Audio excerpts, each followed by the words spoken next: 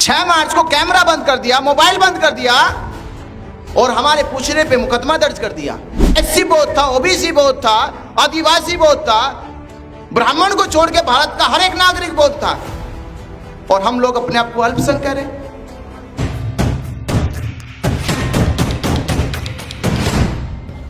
बौद्धों की जो पहचान है संस्कृति सभ्यता से, वो बहुत विलुप्त हो चुकी है। इसे कीमत का ही नहीं पता चल रहा कि बुद्ध विहार बौद्धों की पूरी अस्मिता, विरासत है, अस्तित्व है। वो अस्तित्व है भारत का। तथागत बुद्ध को ये तो प्रमाणिक वैज्ञानिक है, ये तो 18वीं सदी में कह दिया कि बुद्धा का जो ज्ञान हुआ वो लाइट ऑफ एशिया है। इसको यूं भी समझ सकते हैं, मुसलमानों के लिए मक्का मदीना इतनी पवित्र भूमि है जितनी पवित्र भूमि एक बच्चे के जन्म के लिए मां की कोख होती है। ईसाइयों के लिए यरूशलेम है, सिखों के लिए अमृतसर गुरुद्वारा है।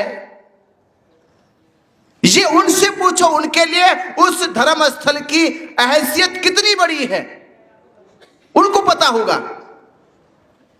क्योंकि वो जानते हैं कि इसकी वजह से इस्लाम धर्म का क्या अस्तित्व है। यरूशलेम की वजह से जानते हैं ईसाइयों का, ईसाई धर्म का अस्तित्व क्या है। अगर आप सोचो वो वहां से हट जाए तो ये ऐसे है जैसे बिना जड़ के पेड़। जो बिना जड़ का वृक्ष होता है उसे क्या कहोगे आप? वृक्ष कभी नहीं कह सकते। वृक्ष होने के लिए उसे पहले जड़ होना पड़ेगा, अन्यथा तो वो हवा हवाई हो जाएगा। तो हवा हवाई है, उड़न खटोला है, इसमें डोल रहा है ऊपर ही ऊपर, जमीन में वो है ही नहीं कुछ भी। तो बौद्धों की जो अस्मिता, अस्तित्व है, वो अभी उड़न खटोले की तरह है, जमीन में नहीं है। ये क्यों हुआ? इसका छोटा सा एक तर्क ये भी है कि बाबा साहब डॉक्टर अंबेडकर जी ने जब 1935 में एक घोषणा करी, कौन सी घोषणा करी मालूम है? एक घोषणा करी, मैं हिंदू धर्म में पैदा हुआ, ये मेरे वश की बात नहीं थी, पर मैं इस धर्म में मरूंगा नहीं और आज से जीऊंगा भी नहीं। मैं इसमें हिंदू रह के जीऊंगा भी नहीं। अब ये घोषणा नासिक की पूरे भारत में फैल गई।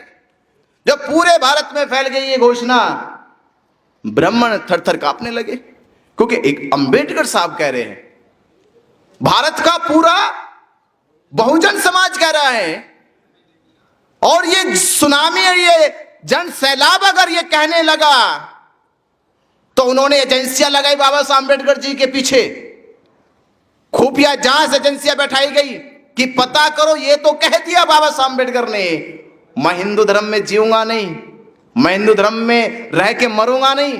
तो बाबा साहब अंबेडकर इसके आगे क्या कहने वाले हैं, इसके आगे क्या करने वाले हैं? तो पता लगाया गया कि बाबा साहब डॉक्टर अंबेडकर जी का लगाव तथागत बुद्ध के धम से है, और ये आशंका जताई जा रही है कि आने वाले समय में बाबा साहब डॉक्टर अंबेडकर लाखों अपने अनुयायियों के साथ धम्म की दीक्षा लेने वाले हैं। तो ब्राह्मण चालाक हुआ, सतर्क हो गया। अब कोई भारत का मुसलमान, मैं अरब के मुसलमान की बात नहीं कर रहा हूं, भारत का ही मुसलमान अगर इस्लाम कबूल कर ले या कोई वो इस्लाम में चला जाए, तो उसका इस्लाम में जाने के बाद सपना क्या होगा कि मैं कहां जाऊं? इसके बाद उसका सपना क्या होगा? मैं मक्का जाऊं एक बार। ये सपना हो जाता है उनका। तो हम बौद्ध हो जाएंगे तो हमारा सपना क्या हो जाएगा? डेफिनेटली बात है, हम बौद्ध हो गए तो हमारा सपना कि एक बार बौद्ध गया जाएंगे। तो उन्होंने क्या आगे बौद्ध गया जाएंगे, पर बौद्ध गया में जाके निराश होके आएंगे, मनोबल गिर जाएगा। इसलिए उन्होंने उसी समय ये चालाकी शिकंजा बनाया कि बौद्ध गया को कब्जा कर लो, बौद्ध गया पे कब्जा कर लो, और उस कब्जा करने की कानूनी प्रक्रिया 6 जुलाई 1949 को पूरी कर ली गई। और तब से लेके अब तक हम केवल हवा में कह रहे कि भारत बौद्ध में हो जाए, भारत बौद्ध में हो जाता, जाने कब का, जाने कब का हो जाता। 76 साल हो गए, देश दुनिया बौद्ध गया की धरती पे उस प्रकार आती है जिस प्रकार कोई दुखी मनुष्य दुख मुक्ति के लिए किसी गुरु के पास जाता हो, बीमार व्यक्ति डॉक्टर के पास जाता हो, भूखा व्यक्ति भोजन की तलाश में जाता हो। तो भारत का जो बौद्ध समाज है वो बौद्ध गया जाएगा, और बौद्ध गया जाएगा तो वहां क्या मिला उसको, एक आशा उम्मीद लेकर चले। अब सोचो आपकी कल्पना क्या होती है, आप ऐसी कल्पना लेके जा रहे हो कि मैं उस स्थल पे जा रहा हूं जिस स्थल पे सिद्धार्थ गौतम बैठे और वहां बैठ के वो बुद्ध हो गए। कितनी ऊर्जावान कल्पना है, कितनी आशावादी कल्पना है, कितनी उम्मीदों से भरी कल्पना है। मैं उस धरती पे जा रहा हूं, उस भूमि पे जा रहा हूं, उस स्थल पे जा रहा हूं जहां सिद्धार्थ गौतम का संकल्प पूरा हो गया, और हम चले गए। और जाने के बाद अब क्या मिला, अब वहां आपको घंटी बजाने वाला,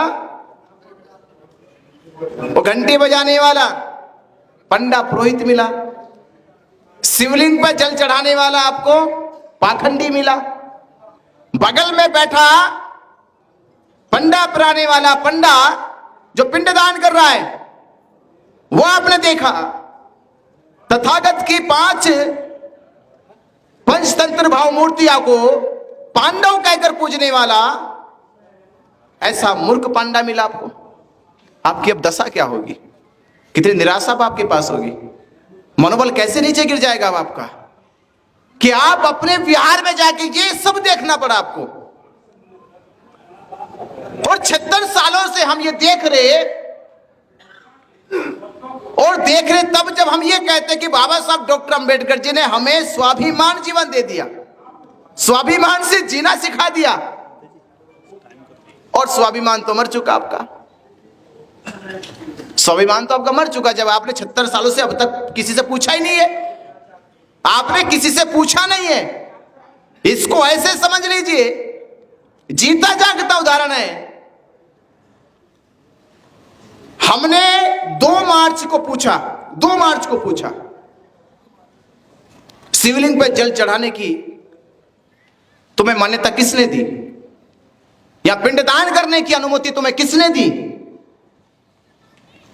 ये बुद्ध की 5 मूर्तियों को पांडव बनाकर पूजने की तुम्हें इजाजत किसने दी। ये 2 मार्च को पूछा गया, और 2 मार्च को पूछा गया, और 6 मार्च में उन लोगों ने ताले बंद कर दिए। 6 मार्च को कैमरा बंद कर दिया, मोबाइल बंद कर दिया, और हमारे पूछने पे मुकदमा दर्ज कर दिया। पर आप सोचो, एक के पूछने से उनके भीतर कितनी हलचल मच गई, कितने बौखला गए, प्रशासन तक बौखला गया। तो मैं सोचने लगा भाई, अगर ये काम हम 76 सालों से करते रहते, यह काम 76 सालों से करते रहते, तो मुझे लगता बीटी एक्ट रद्द नहीं करते, वो छोड़ के खुद भाग जाते, पूछने पूछने मात्र से ही।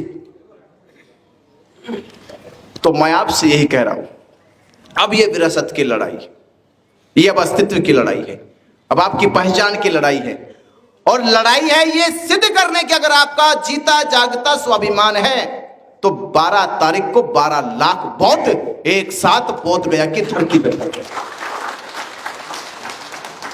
12 लाख पहुंच जाएंगे। तो 2 चीज होगी, पहली चीज ये होगी कि जो भारत के बौद्धों को अल्पसंख्यक कहा जाता है, मैं इससे सहमत नहीं, भारत के बौद्धों को भी अपने आप को अल्पसंख्यक नहीं कहना चाहिए। भारत की पहचान बौद्धों की पहचान है, भारत के जो चिन्ह है वो सब बौद्धिक है। भारत का जो अस्तित्व था, अखंड भारत, वो बौद्ध था। जो दुनिया में बौद्ध है एशिया के, वो सब बौद्ध है। एससी बौद्ध था, ओबीसी बौद्ध था, आदिवासी बौद्ध था, ब्राह्मण को छोड़ के भारत का हर एक नागरिक बौद्ध था, और हम लोग अपने आप को अल्पसंख्यक कह रहे। तो अल्पसंख्यक भारत के बौद्ध नहीं है, और जो अल्पसंख्यक है उससे आज तक अल्पसंख्यक नहीं कहा गया। अल्पसंख्यक कौन है? आज तक किसी ने कहा उसे? वर्णों के आधार पे ब्राह्मण अल्पसंख्यक, हिंदू धर्म के आधार पे जातियों में ब्राह्मण अल्पसंख्यक, और आज तक ब्राह्मण ने अपने आप को अल्पसंख्यक बचाने, कहलवाने से बचाने के लिए वो बार बार हिंदुओं को सामने करता रहा। इसलिए इस देश में कोई अल्पसंख्यक है वो ब्राह्मण है, और ब्राह्मण को जिस दिन हमने कह दिया कि ब्राह्मण अल्पसंख्यक है, तो उस दिन ही वो समझो मर गया।